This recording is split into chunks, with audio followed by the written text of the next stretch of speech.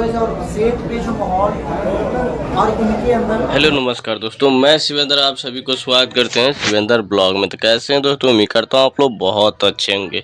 दोस्तों बता दूं कि कल जो आप लोग देखे थे इवेंट में, आप लोग काफ़ी मज़ा आ गए होंगे, क्योंकि एसआर म्यूजिक से आज मतलब कोई ना कोई एक पोस्टर रिलीज होने वाले हैं। और भाई लोग बता दूं कि रंग दे बसंती में आप लोग ऋषभ को भी देखे होंगे कल के वीडियो में।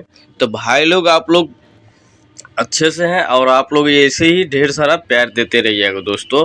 और भाई लोग बहुत जल्दी रंग बसंती को आप लोगों को बहुत जल्दी बीच में लाया जाएगा। और भाई लोग क्या कहना ये है कि रंग दे बसंती पिक्चर जो आने वाले रहेंगे करीब 10 दिन पहले ही उनका टीजर लॉन्च किया जाएगा। तो भाई लोग ऐसे ही आप लोग देखते रहिएगा शिवेंद्र ब्लॉग। और भाई लोग बता दूं कि कल इवेंट में तो काफ़ी मज़ा आ गया और नए नए कलाकारों सब आए थे, काफ़ी गजब का था। तो भाई लोग ऐसे ही देखते रहिएगा शिवेंद्र